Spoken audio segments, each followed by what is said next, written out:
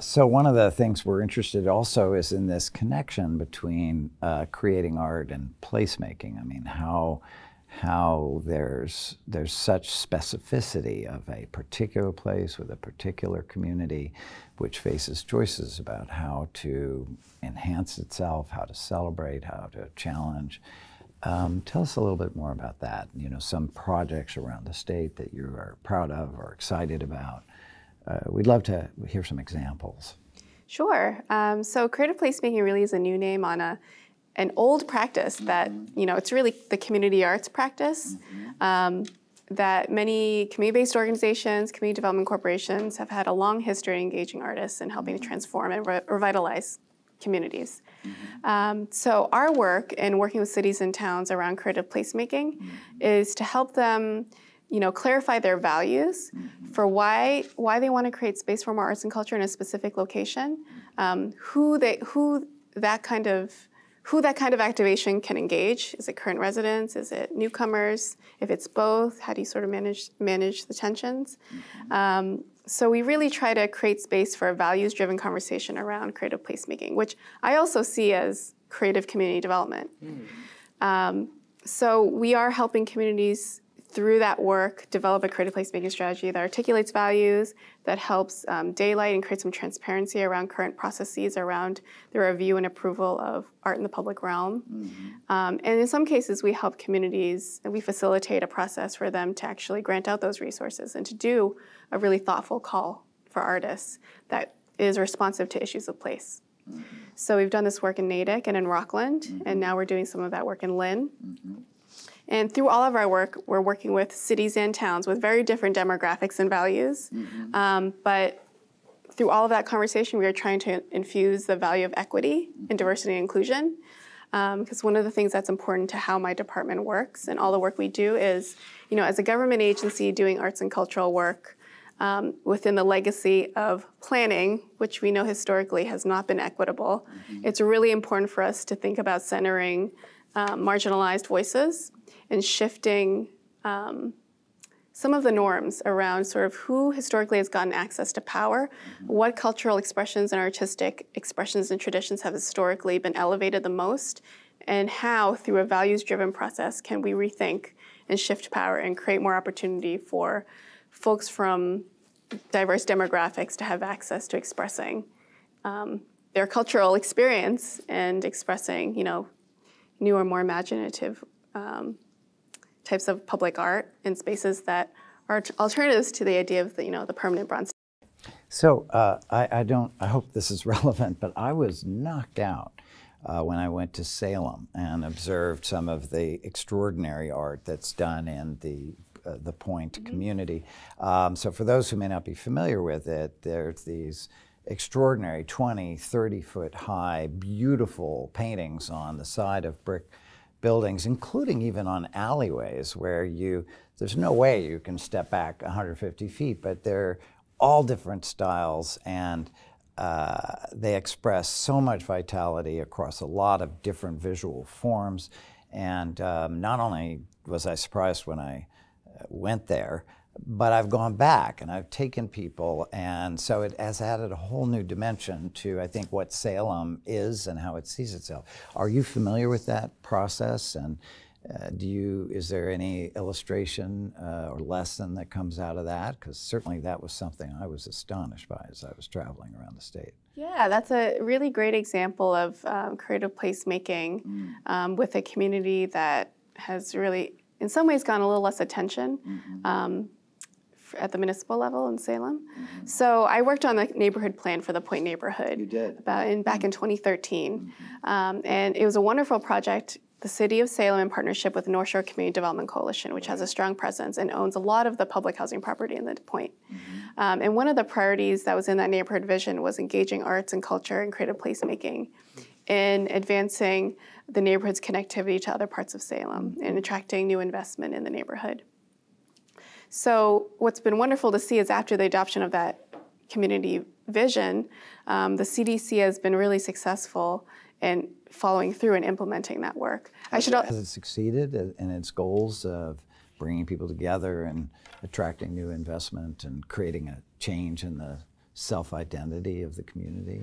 I think it's a really nuanced answer to that. One thing to know about the Point neighborhood is that it's a hop, skip, and jump from what's considered the official downtown Salem, the part of Salem that attracts a lot of people every year for tourism, for all the history that it has. That's Halloween. That's very different. Right. Yeah. Right. But year-round, Salem attracts people for its its rich history.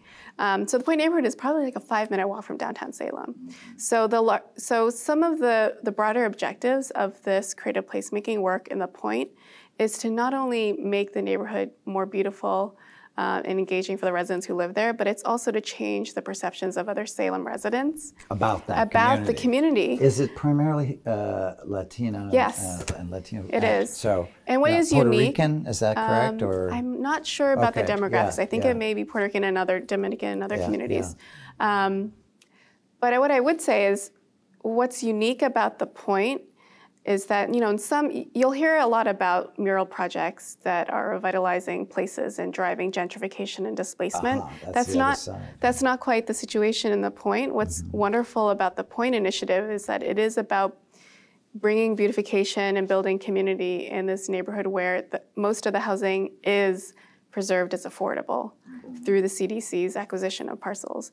They've also recently developed a community center space in the neighborhood, which I think is also aimed to be a creative space for people to show work.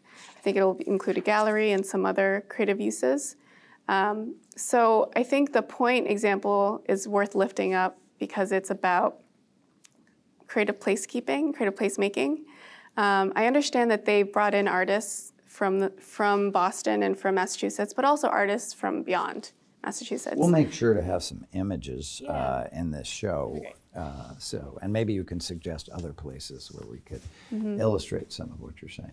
Yeah. Tom. And I think it's important to actually note that in the Point neighborhood example, the talent, some of it's homegrown. Yeah. So the original lead artist in that project grew up in that neighborhood. And Rosario Ubiera Minaya, who's now a cultural producer, she worked at Salem Point. She worked for the CDC and also grew up in the Point. And it was actually her early vision, this idea of creating this outdoor urban art museum in the neighborhood she grew up in. So not unlike my personal experience of what brought me into urban planning is through a public art project in my neighborhood. She was touched, and she really grew up in this neighborhood and had a great love for it, and had a career working for, the Peabody Essex Museum and other creative enterprises, and really helped.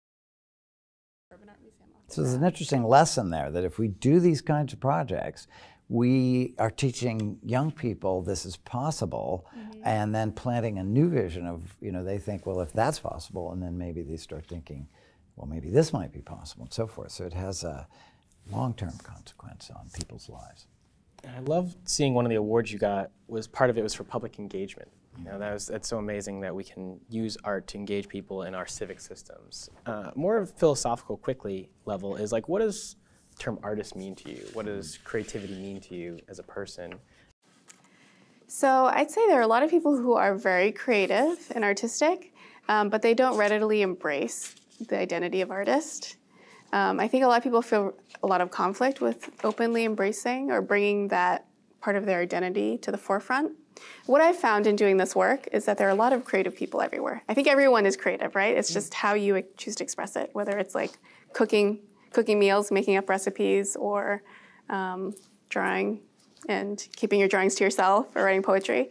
I've found that there are a lot of creatives everywhere, including within my organization, which is one of the reasons our arts and cultural practice has gained so much traction within the agency. So how do you think the creatives out there can work more closely with government? Sure. I think that there is a whole movement right now around artists becoming more civically engaged in government. So there is this emergence of this field of practice called socially engaged art, and social practitioners who are artists who really aim to embed their creative practice into existing community issues. So these are artists who are seeking out community-based organizations to get involved in, and then finding a way to lend their creative expertise. That's how I see this video production company that I've built. I really think that video specifically is a medium to engage, educate, and encourage action in the community, and that's what we're trying to do with this show. You know, this video podcast is meant to be one of those tools that can hopefully make an impact on the community. So we're trying to do it. Is there any specific artists out there that you really admire that are taking this active approach to civic engagement through their art?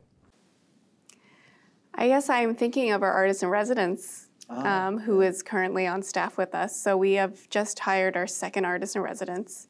And these are folks who are willing to take this dive into being at a government agency and figuring out how to apply their creative skill set and lens to doing socially engaged work. There is a growing field of people in Massachusetts who are doing this practice. But locally, I would highlight organizations like the Design Studio for Social Intervention, which is a great example of, they actually consult nationally, but they have an artist residence program where they are constantly bringing artists into community work. Amazing. So locally, they're involved in Roxbury, and I think also in Dorchester. Let me share with you just a little bit about what art meant to me as I was growing up.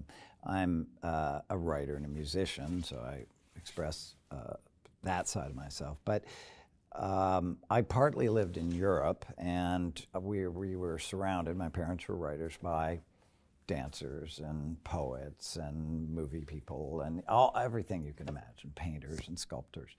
And the thing that I have always drawn was this sense of whatever the dominant narrative was, whatever, you know, where basically our corporate economy was saying you are valuable only insofar as you have a skill that we can monetize, and you know the purpose of life is to get a job and earn money and retire, and maybe someday later you can express who you are, you can appreciate life as it is. And one of the things that art has always done is challenge that. It's say, and from different forms.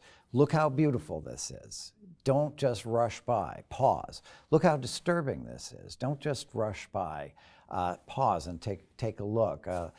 Here's an opportunity that we have that we are not taking the time even to think about. So many things are within our reach that if we, and I guess part of the theme of what I'm even saying is that if we stopped for a moment and listened to a different voice or a group of different voices, we might have a whole different idea rather than what would be dictated by a group of normal developers pursuing whatever they think is going to be popular in the market. Very specifically, and I'll just raise something, I don't know about the art side of this, but in politics, I have very intensely criticized the way in which the Seaport District was developed for two main reasons, one of which was that they picked and spent billions of dollars on the most likely to flood place in all of Massachusetts. So they invested this money in a place that was unwise without evaluating what that meant. So that's a whole question of the economic wisdom and the failure to recognize climate change. In some ways even more distressing as they put all this money into the community without thinking through the impact it could have on the lower income communities and communities of color that within just a few miles, whether it was Dorchester or Mattapan or East Boston, and this has been well documented. So there was a fundamental failure and one of the greatest investments in the history of Boston to consider some very basic implications. And now I've seen them, I went to whatever the performance place is, and which was very nice. They threw in a few parks.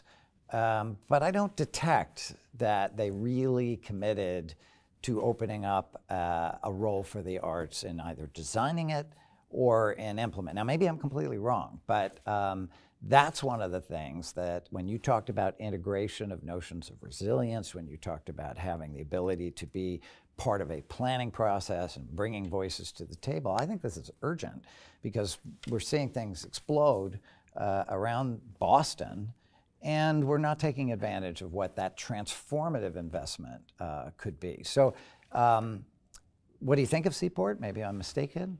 And what do you feel about this process that there's a kind of economic force that keeps ramming things down a particular line? At the very moment, we could be becoming more beautiful, more inclusive, more free in our definition of what a common life would be.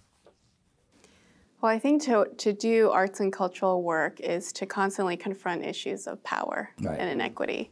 I'd really like to hear more about that. You know, without commenting on the specifics of the Seaport, I would say that what's happening in the Seaport happens around the world all the time through planning initiatives. Right. And there are certain people who are disenfranchised, and there are certain people who are marginalized. And you know, if there's one thing we can do well through cultural planning work and creative placemaking work is to mobilize creatives to get more involved in civic life and to help, you know, local government and residents imagine how they can be more forceful and direct and proactive in advocating for the inclusion of arts, culture, and design and how we shape the physical development and design of our places. If there's one thing that public artists are really good at, it's about changing how people feel welcome in a space. Changing how people feel welcome in a space. Changing how people make social connections, build social cohesion.